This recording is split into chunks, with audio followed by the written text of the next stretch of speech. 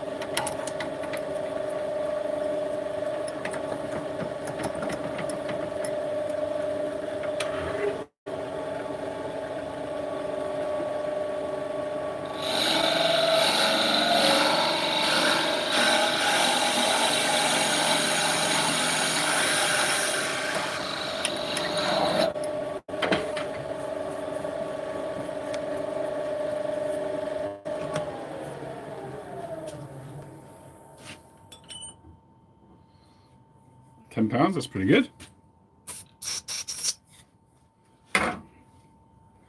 That should allow you to get on with day-to-day life with it.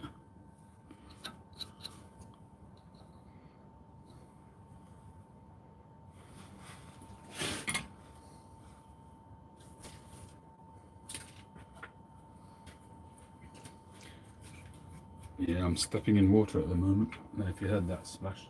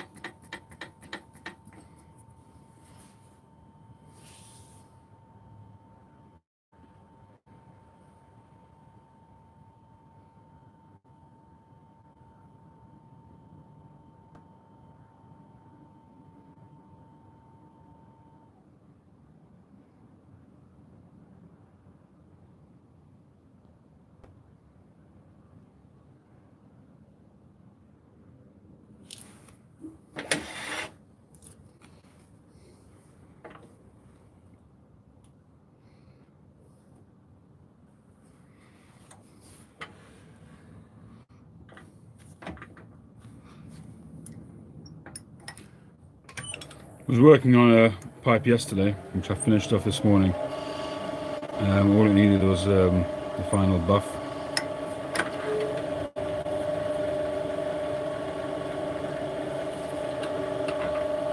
And it's really turned out very well.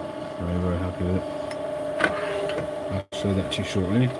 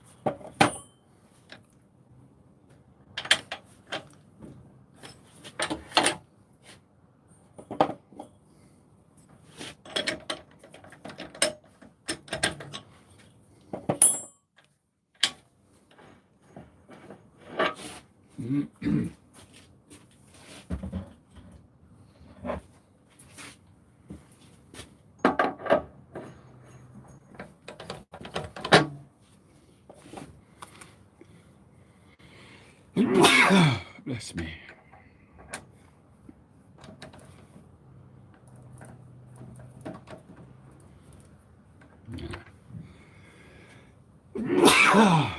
Excuse me.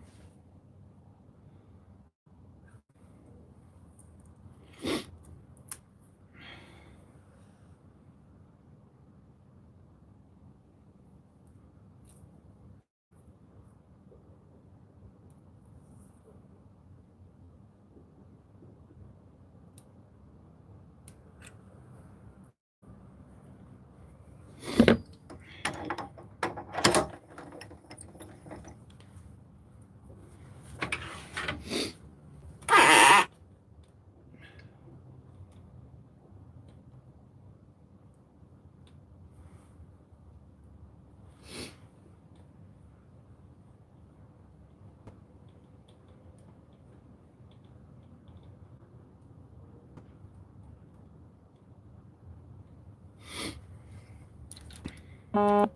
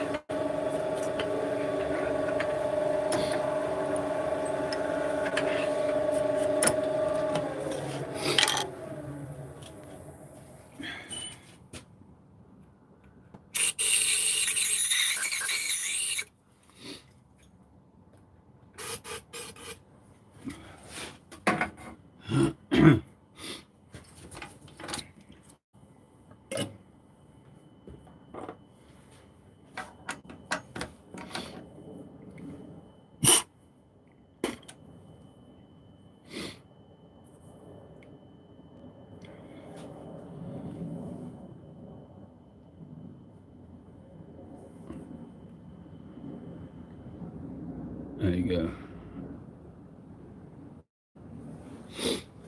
Nice clean hole.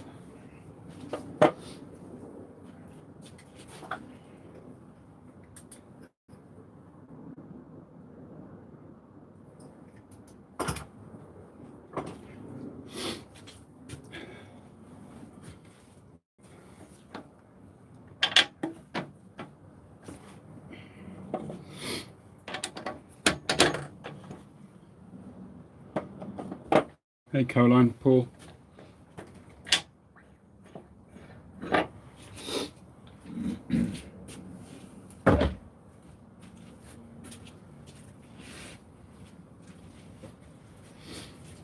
Right, so that's the block drawn. I'm just going to cut around that line.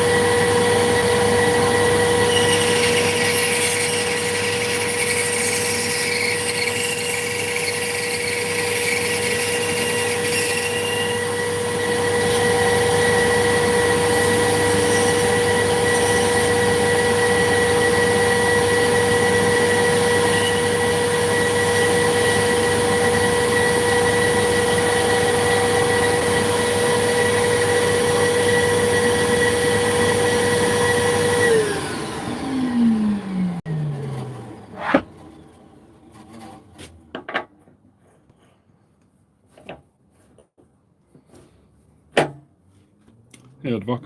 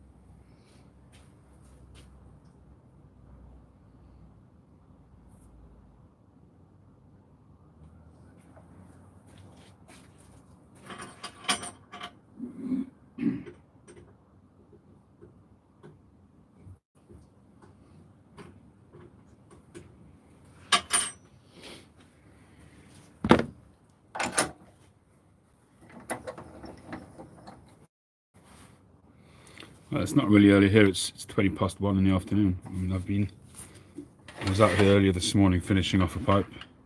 Then I went indoors to do some photo work. I came out again to start on a new pipe. So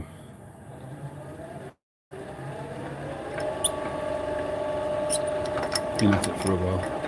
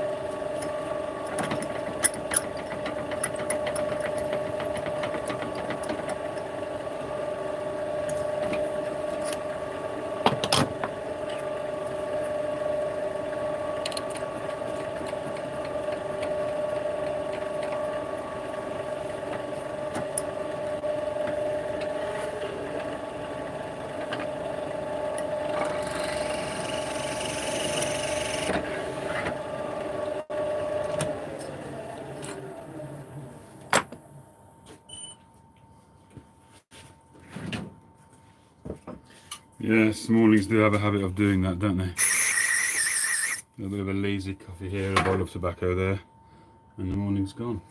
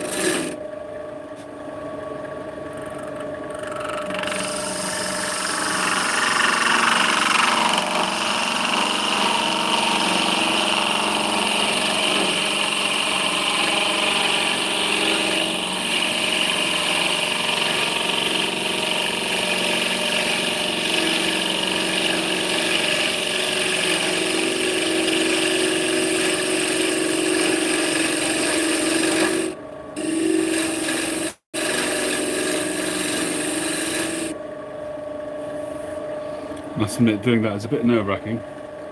It's kind of trying to mimic a metal lathe.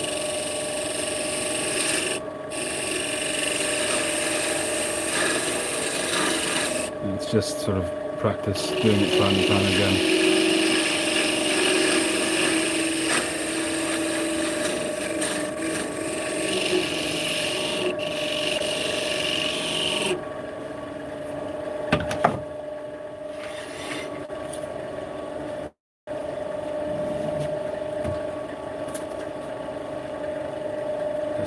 That's one way of fixing it.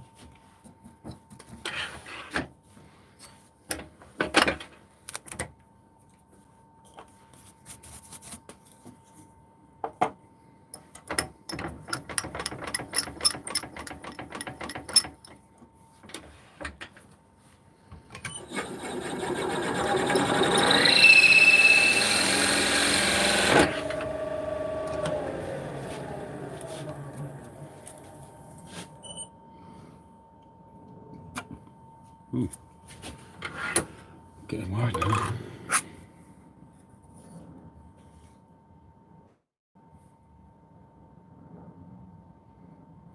Should we just about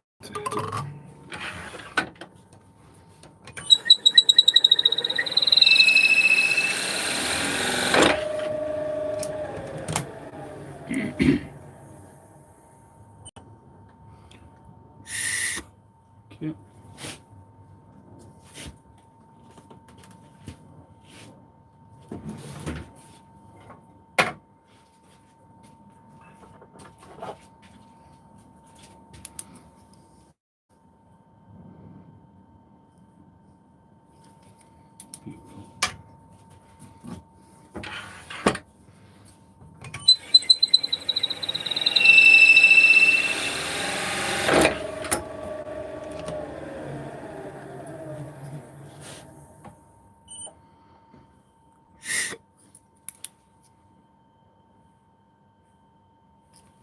Perfect.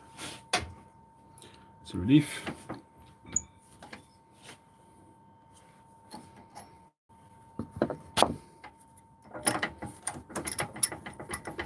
There's two points, junctures, when making a pipe, which always get me nervous. One is that point, that sort of junction there where the draft hole meets the bottom of the bowl, and also when drilling the stem, where the pilot hole at the mouth end meets the drill from the other end, and just, you know, that should be a good connection. That's always a nervy time. It works out. I'm happy.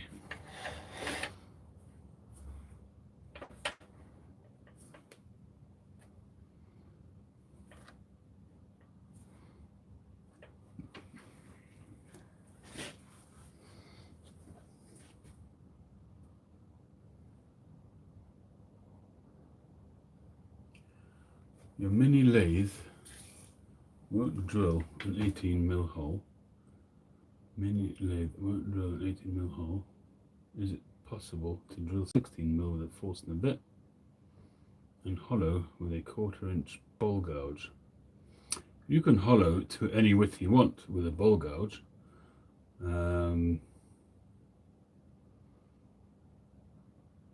But you know, you're putting it into a very, very narrow hole. I personally wouldn't want to mess around with that, but I suppose it's doable. But I don't quite understand why you're saying that your mini lathe won't drill an 18mm hole. It's not really. Oh, it stalls the motor. Really?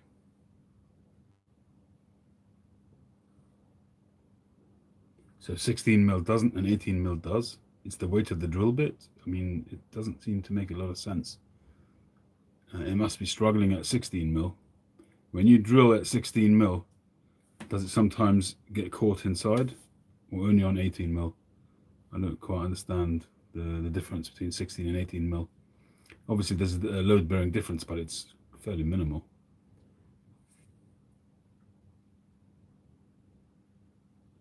The problem with the Forstner bit is that you're going to square off the base of the hole, which you don't really want to do in a pipe bowl. So there's a Forstner bit. So disregarding that pilot bit, but that there, it basically, it's at the tips, which creates a flat surface when it drills, as opposed to a drill bit which has got a curved end. So you really wouldn't want to use a Forstner bit unless you can do the Forstner bit and then just shape it out. Is that what you were saying with the gouge? And then just, you know, you'd have to really be very precise with where you stop the Forstner bit. So in other words,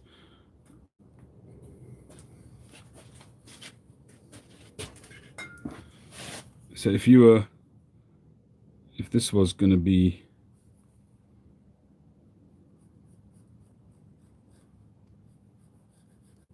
say that was your chamber, so you have to measure off very precisely the Forstner bit, drilling only up to where you want the shoulder of the hole to be, and then from there to there you'd have to do by hand in order to get that curve. Or you do it on this side. So you just have to be very careful, because if you go too far and you hit the draft hole, then you've got a square base, which is no good.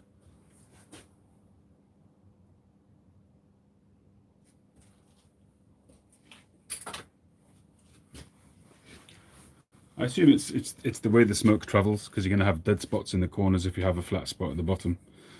So all around the edges, it's kind of going to be dead spots possibly, whereas rounded creates a bit of a circular whirlpool kind of effect that helps the smoke come in, I assume. I don't know the science of it.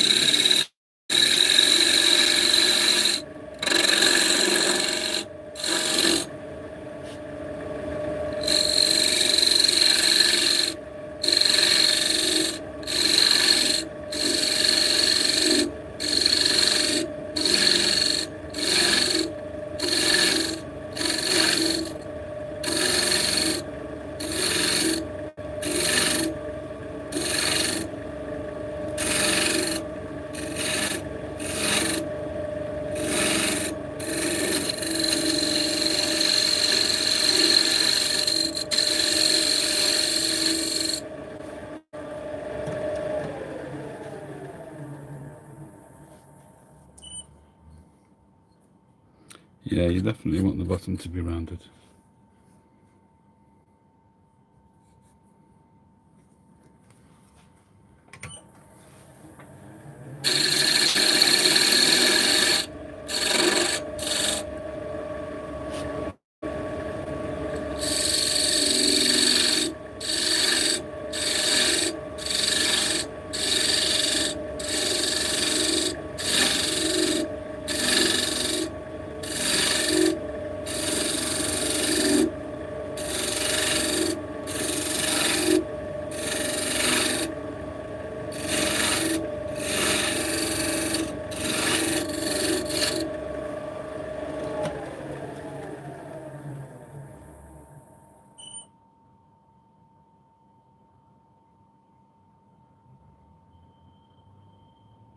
Sure, Mark, no problem. I'm looking forward. What shape was it you wanted? Can't remember.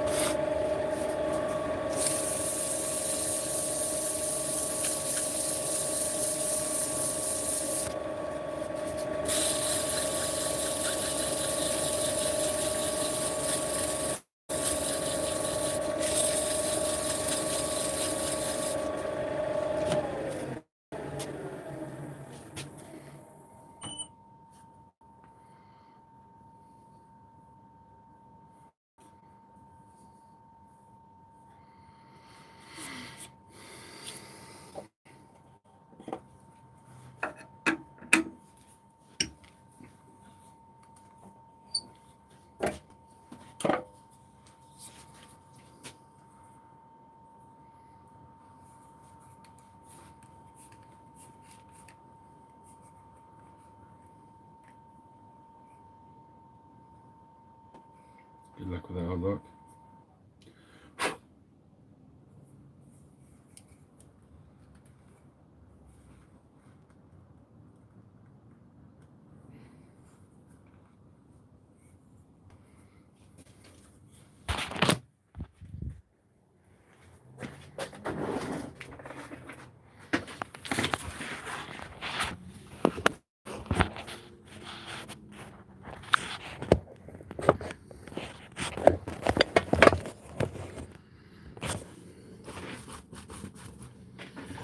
Hope you're all doing well. Well, I wanted to show you the pipe that I'd finished. Hang on, let me just turn the camera around.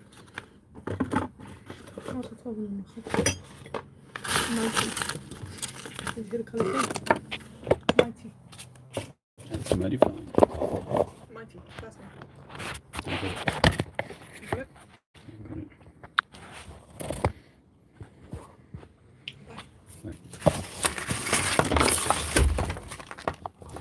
The roof is not fixed. This morning I swept out about an inch of water. That's what I'm living with at the moment. We had downpours all night last night. Alright, so here's the next pipe. Don't remember which number it is. This is a lovely Dublin, or you could call it a Rhodesian, I guess, strictly speaking.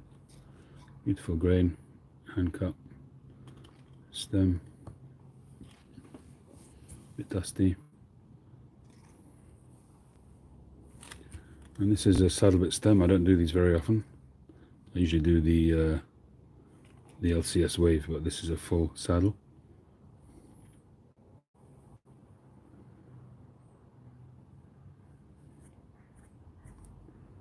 Absolutely gorgeous pipe, beautiful grain. It's got a very interesting line running through bird's eye. You can see that kind of theme running through there. Stunning grain.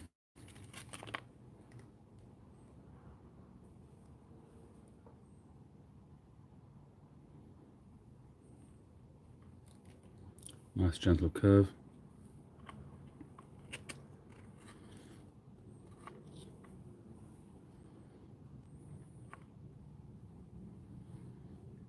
So that's the next to go on a video. And this Lovat is this one here. I've done the silver band on the stem this time, and that's all looking good. I might rusticate this pipe, or at least rusticate part of it.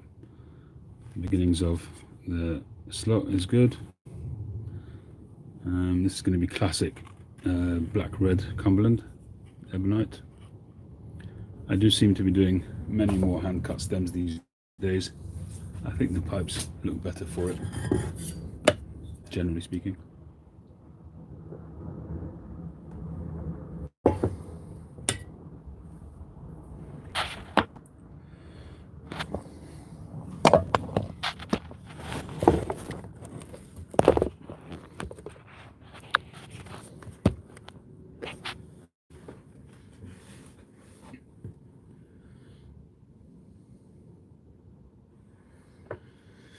So there we are, that's where we're up to.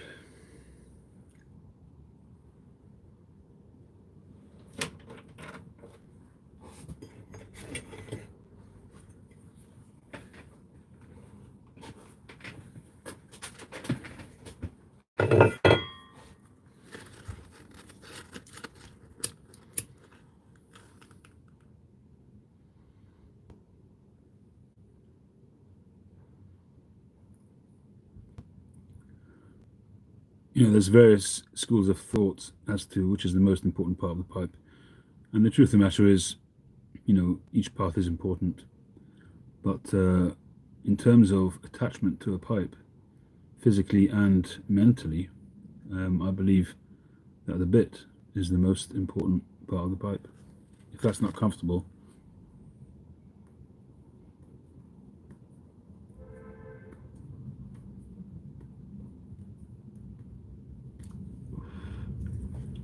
then you're not going to keep going back to the same pipe. Hence, I spent a lot of time making that nice and rounded, no hard edges, soft edges all round. You know, you see some pipe makers, and each one's got their own reasons why they do the shape that they make. Some of them where they've got really sort of rounded inside edges, but they're quite sharp. I find those not to be as comfortable. For me, the purpose of the bit is to give your teeth something to sit behind, but it shouldn't be noticeable. It shouldn't be something which actually comes to your attention when it's in your mouth. That's how I see it. So when I make the pipes, I make it with that in mind. And the stem really worked out very, very nice, a nice subtle bend. This is a faux ivory band, or whatever you want to call it, adornment.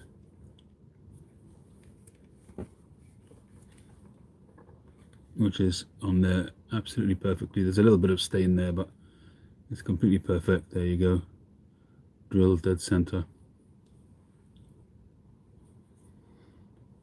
There's two grades of this faux ivory that you can buy. This is the higher grade, and you can see the grain in there. I don't know if you can see it, but there is a much more pronounced grain. This camera's not that great on this one. I actually got this rod from James a long time ago when he wanted me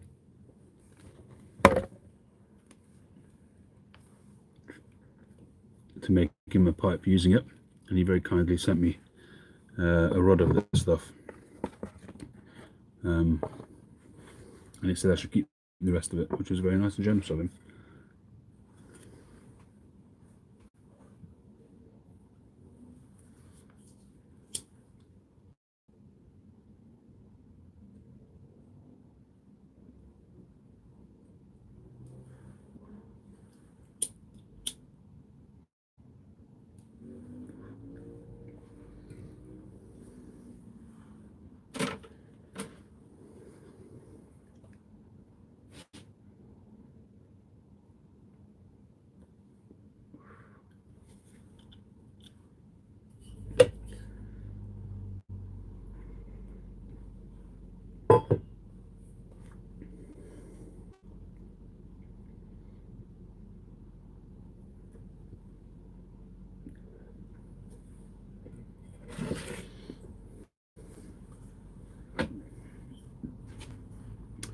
Other than that, how have you all been? Hope you've been well.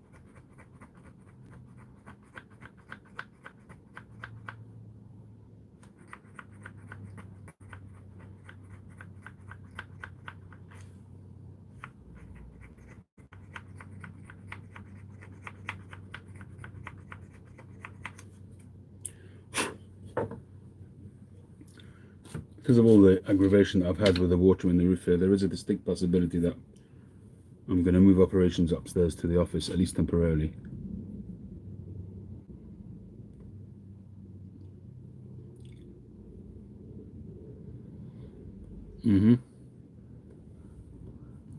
Yeah, the D6 is a really good cigar. I agree with you on that, Jeff. I'm coming to the end of my stock now. All of my regular cigars that I smoke, I'm very, very low down on. I just can't. I actually ordered from Smoking Pipes this morning, half a dozen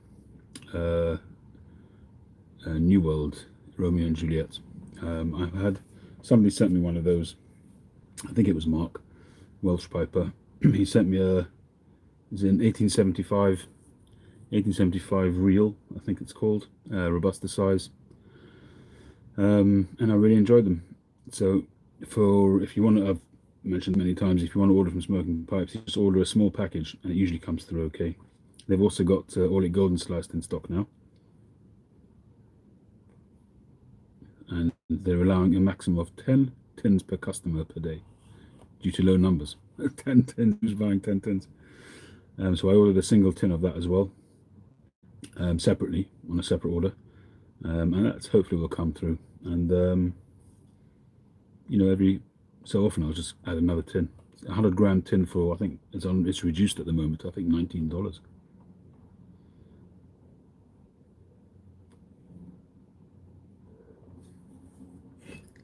So it's good to hear that they've restocked, because I was a little bit nervous that there was perhaps a reason why they were out of stock for so long.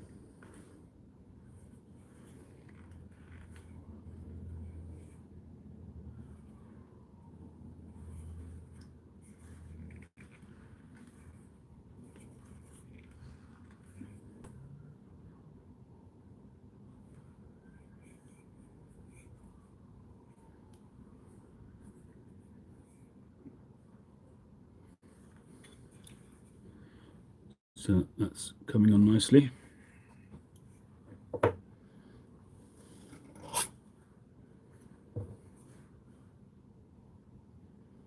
a busy evening ahead. Pretty busy photographically this week. Had a job last night. Got a couple of jobs tonight. I've got a wedding tomorrow. I haven't done a wedding in a long time. Must be about 5-6 weeks since the last wedding I did. So I'm doing another wedding tomorrow, and then my nephew's getting married the day after, which I'm not taking the photos at, but I will be at. It'll be the tail end of a really long, hard, busy week.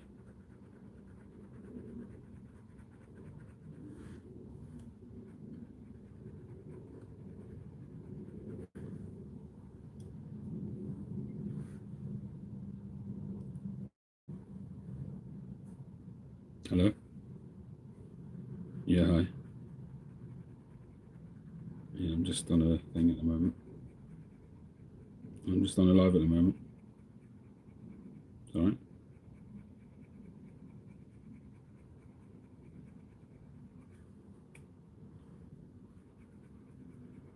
Yeah. Yeah, so do it in Tesco while you're there. Do it in Tesco while you're there.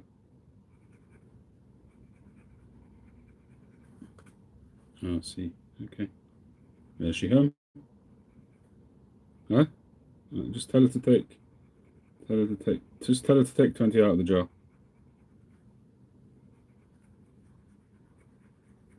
Yeah. Alright. See you. Bye.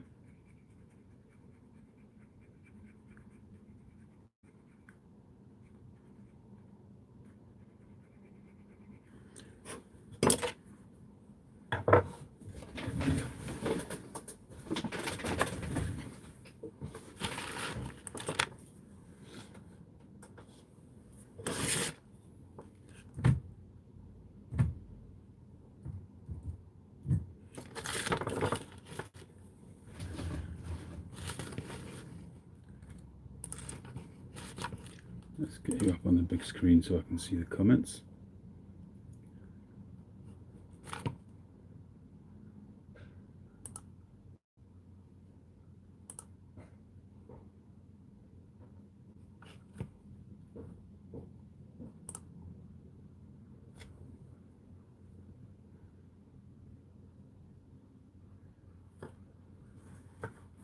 How many tins of digest I have? I honestly don't know. I would say I've been going through it at a fair rate, as you know.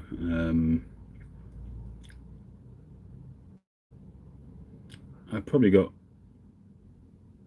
maybe 8 tins left, 8 to 10 tins maybe, something like that, give or take a couple of tins here or there.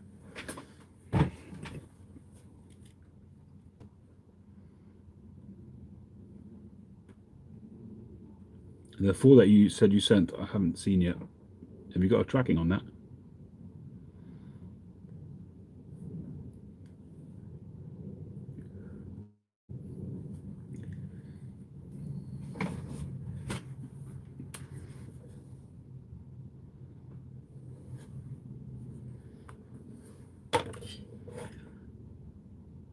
You enjoy going to weddings?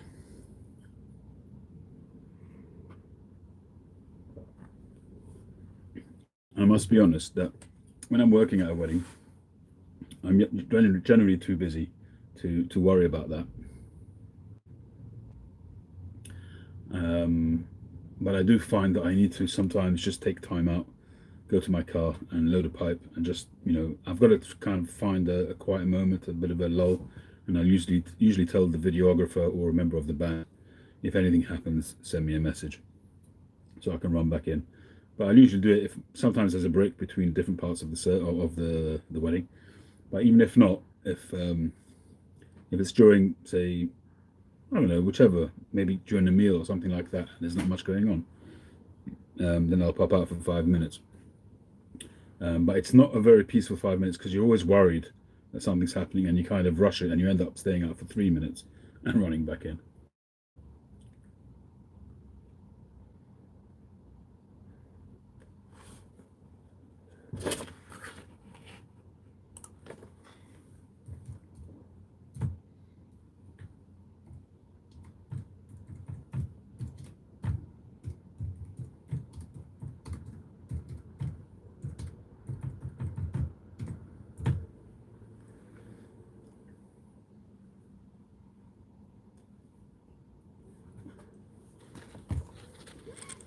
If the live stream gets a bit choppy, I can usually tell at my end.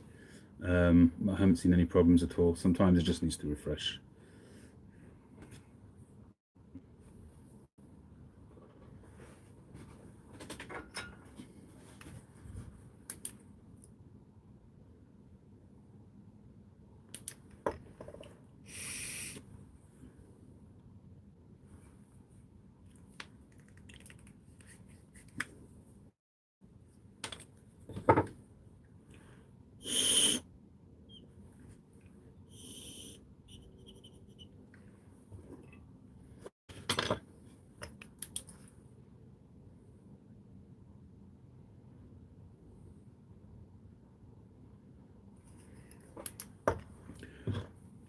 I know I've said this a few times, but I've got to say the stem work,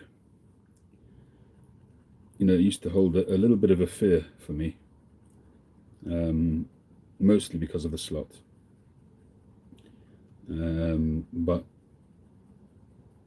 it's a different ball game now. Completely different ball game. Any of you guys who have got some of my older pipes, sometimes there was a bit hit and miss. I mean, it never really affected the draw. The draw would always be open. But in terms of just from a finishing point of view, it's just so much better now.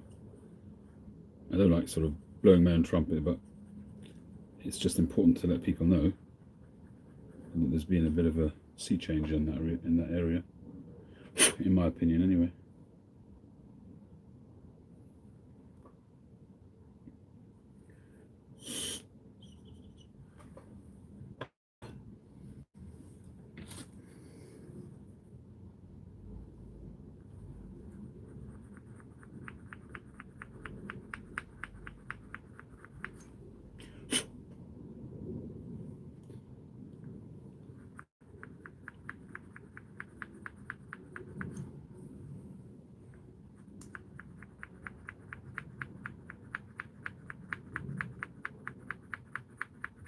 I'm talking about the hand cut stems, obviously. The preformed stems. Okay, the slot work, and that still had to be done. Okay.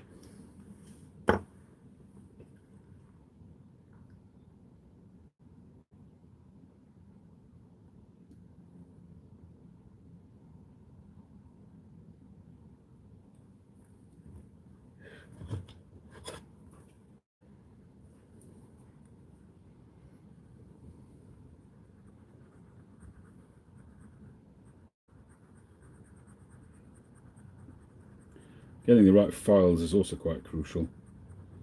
I've got maybe half a dozen needle files, circular needle files, but each one, you've got to get the ones that you buy on Amazon for £6 for like a half a dozen files in a set. They're a waste of time. And they're not a waste of time for other things, but for this, You've got to buy precision stuff, and you buy them individually based on the cut. You know, their professional sort of quality makes a huge difference.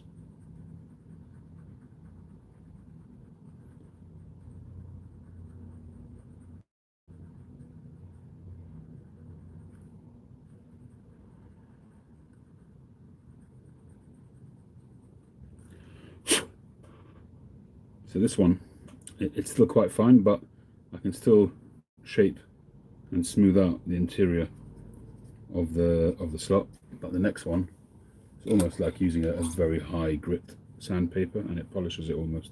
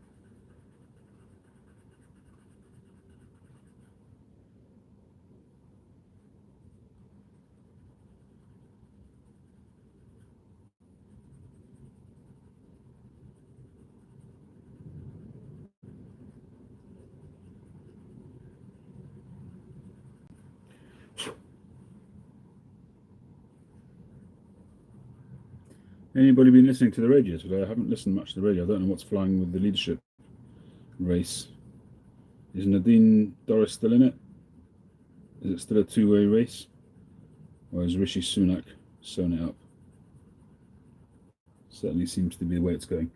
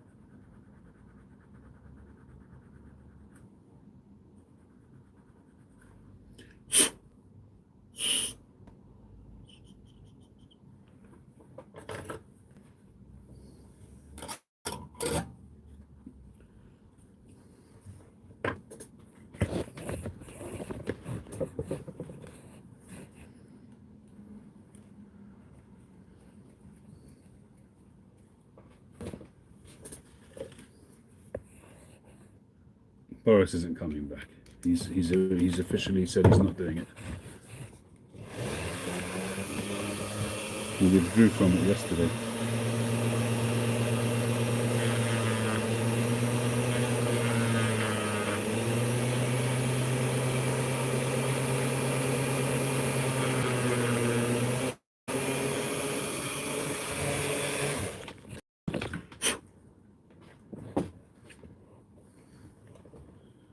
There we got the slot. Nice clean slot.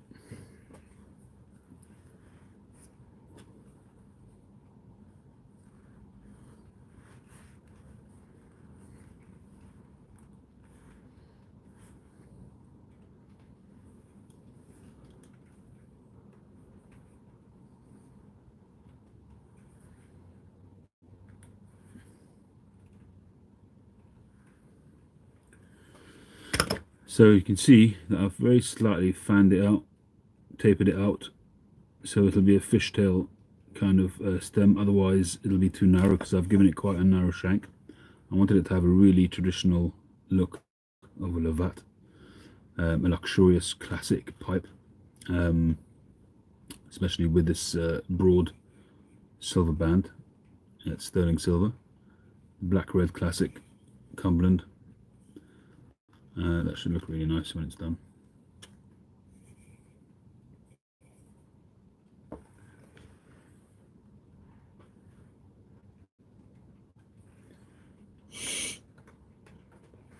But I don't think there's much chance of Bryce coming back, at least not at this juncture anyway. He wouldn't surprise. Here we come with the rain again. If it starts dripping in again, I'm going to go inside because it just depresses me, even though I'm not under it. I'm just pretty fed up with it, so I can't afford to get a contractor in to repair it. Insurance company's messing me around. So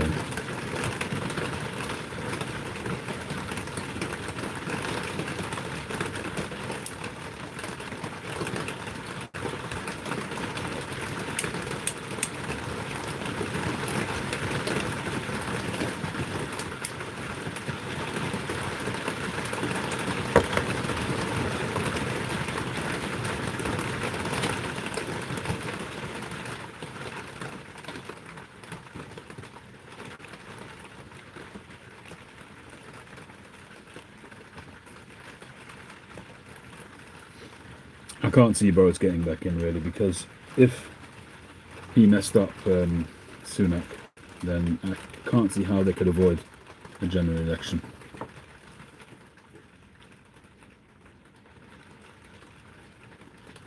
Insurance companies literally ripping me off.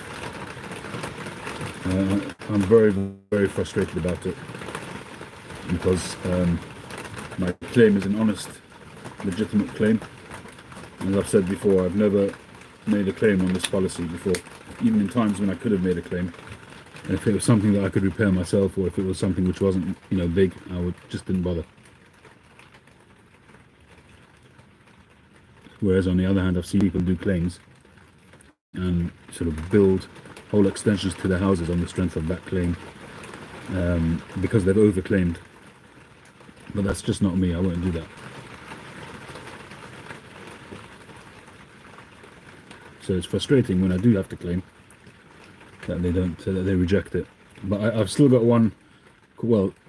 two courses of action. I still have to respond. I've got to write a response to the insurance company. They want more pictures, which I do now have, and I haven't got around to sending, so I need to do that. And then if that doesn't work, then I can go to the ombudsman, which is like an oversight that oversee the insurance companies. That's kind of you can go to them for recourse if you're not happy with the outcome of a claim, and they can overturn the claim, the rejection.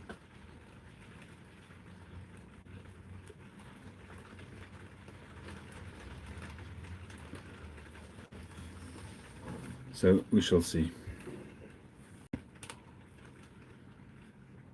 Yeah, see, that's one of my complaints, because they've always kind of said that they can send somebody out, but working out timings and maybe take some pictures yourself. And they always were very happy for me to do all the legwork. And I think the problem is that because we had this massive storm, this freak storm back in whenever it was, January or February, which must have done literally millions and millions of pounds worth of damage. So they probably think that I'm just one of these guys jumping on a bandwagon, claiming that my roof got damaged during the storm, but I'm just trying to get my roof repaired. And I think that that's the stance they're taking with a lot of claims, because they've just got so many claims that they have to deal with. The thing is that what they wanted me to provide, which I couldn't provide, is pictures of the roof before the damage happened.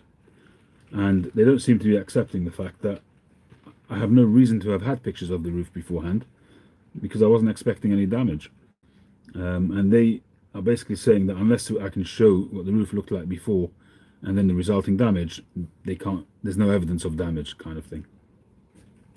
So that's my problem. And essentially, they're calling me a liar, or they don't trust me, or I have to prove something which I can't prove, and that's how they're trying to get out of it. So I'm hoping, that the ombudsman will sort that out.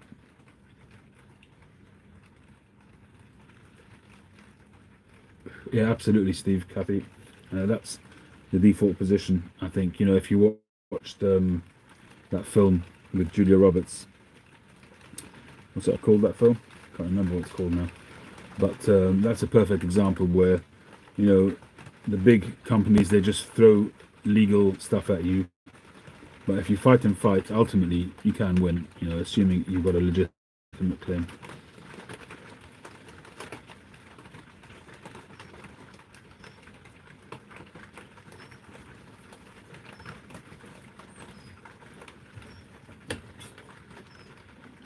Aaron Brockovich, that's the one, yeah. Great film.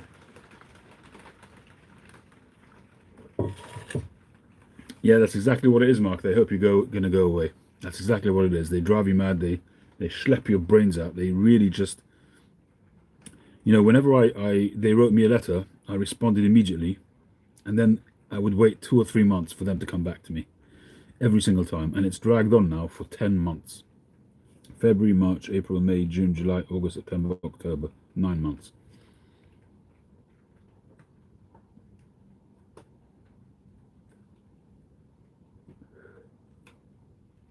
So the Google satellite images we did get, but they're much too far away.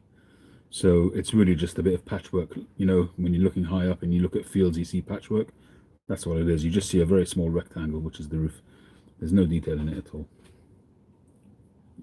It loses resolution when you zoom in. So it's basically it's not good enough. I think they did it as well, but they didn't get much information from it.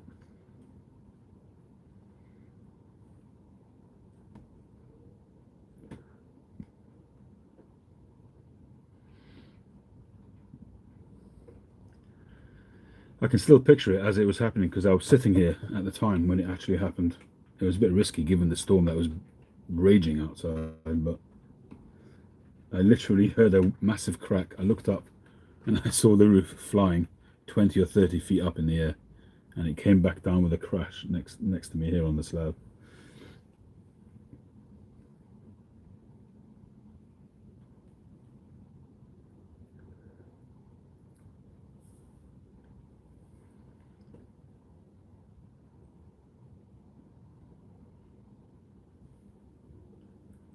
Yeah, inside the shop, yes. I mean, that I can show.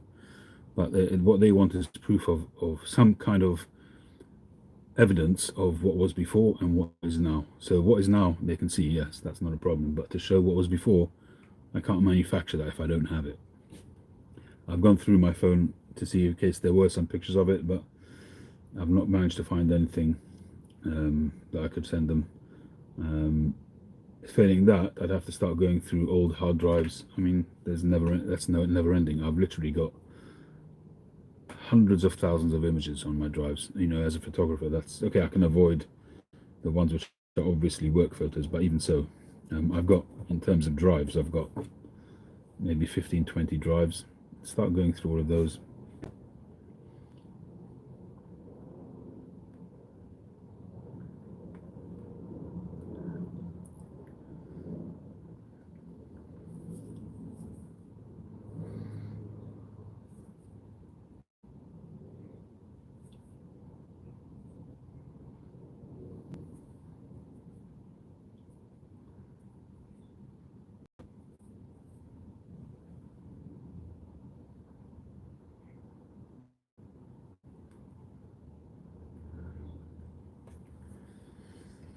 So there we are. All right, folks, I think I'm going to call it a day for now and have a little break. And we'll continue with that pipe a bit later on. I do have a bit of a crazy day, so I'm not sure how much of it I'm going to actually get done today, but we'll see how we go. How much do I think to fix it? Well, to get a proper... This is a sliding roof, which is why it's a bit unique. And that's maybe why they're trying to reject it, because this room is what we used to use for the festival of Sukkot. I don't know if you know anything about it in the Jewish religion.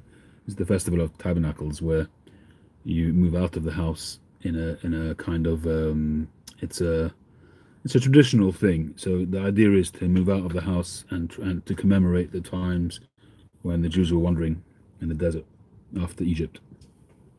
And so part of it is you go out of your house and you kind of live, so to speak.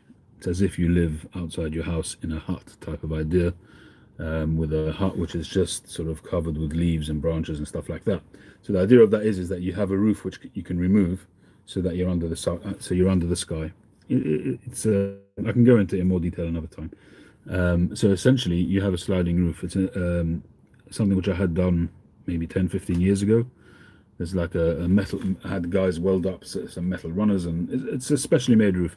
To have that replaced now, and there is a company that makes them, and the actual roof itself is now would come in two pieces, and it's instead of sliding, it would raise on struts, and that is about £4,500 if I was to get that to replace, to have this made as it was before.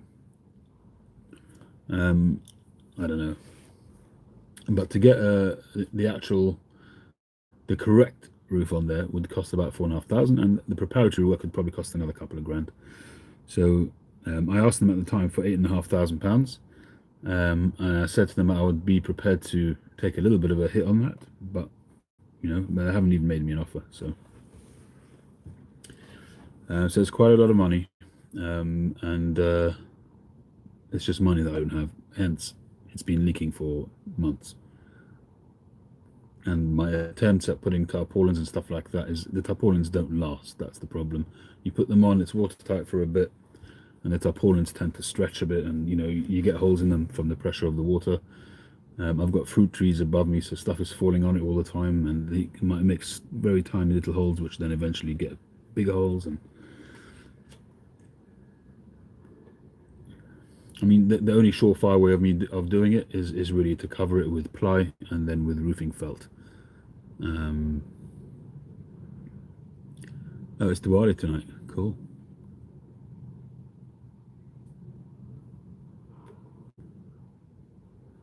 I like to see festivals being celebrated, regardless of which religion.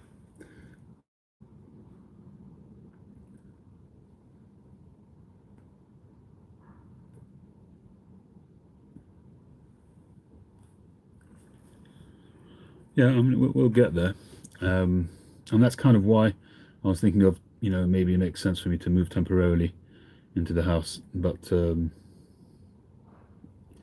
I don't know. I keep going backwards and forwards. I've been doing this for months now. There's advantages to each way, and there's disadvantages to each way. So if I wanted to have a proper workshop, the thing that I originally built that slab for, that's really what I ought to do.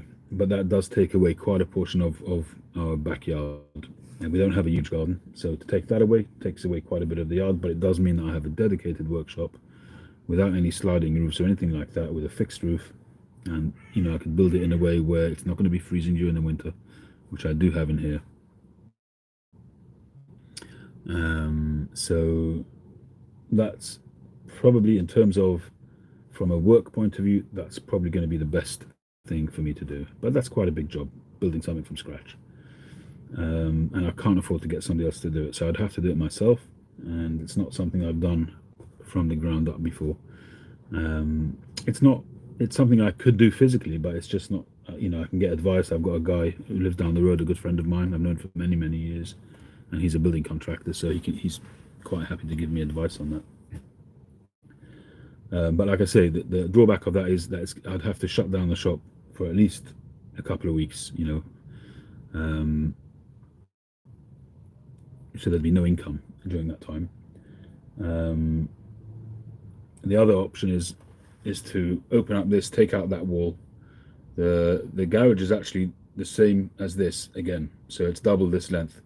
So it's to take out that wall, fully insulate everything. That is a storage area at the back. It's completely full. It's racked. I've got racking in there with storage of, the household always has storage. Every household has storage, stuff which just sits around. So most of it could probably get chucked, but it's a big job.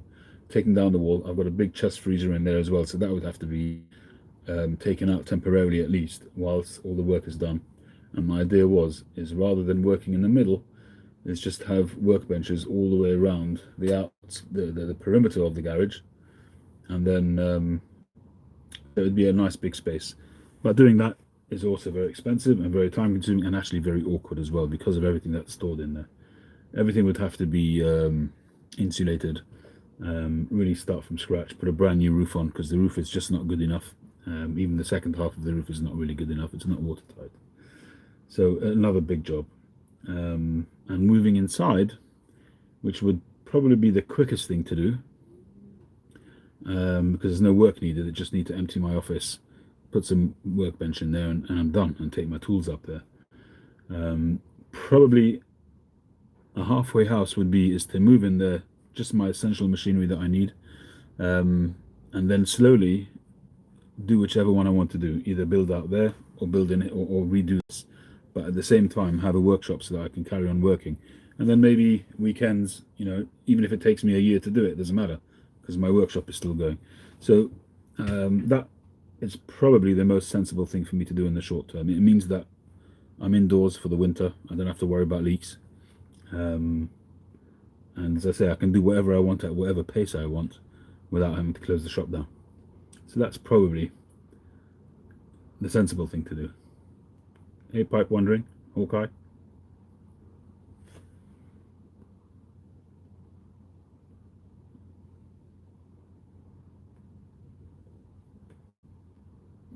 Yeah, I was saying, Mark, in terms of tarpaulins, there's actually 2 tarpaulins on there now.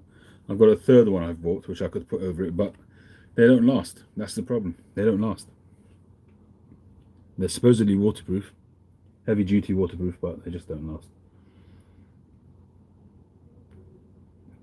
Truth of the matter is, it costs a little bit more money, but maybe I should get some damp course. The thick plastic sheeting. That's just much more solid than tarpaulin. Tarpaulin is essentially, it's like carbon fiber. It's like woven plastic, and that separates, it spreads, and then water gets through it. It's waterproof as long as you don't touch it. The slightest touch you do to it spreads it, and water comes through.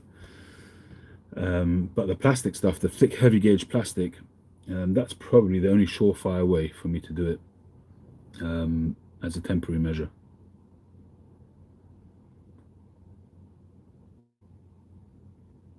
Alternatively, I need to cover it over with ply and put felt on it and just make a permanent roof and forget the sliding roof.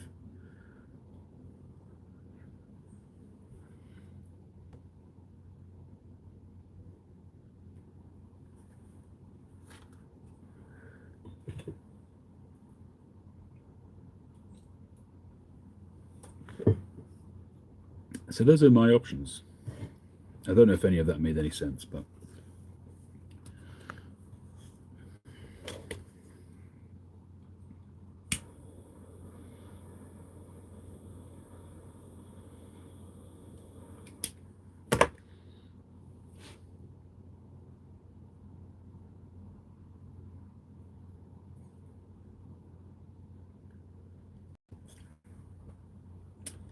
so there we go. I'm going to wish you all well. Have a great day. Thanks for joining me. I'll catch you on the next one.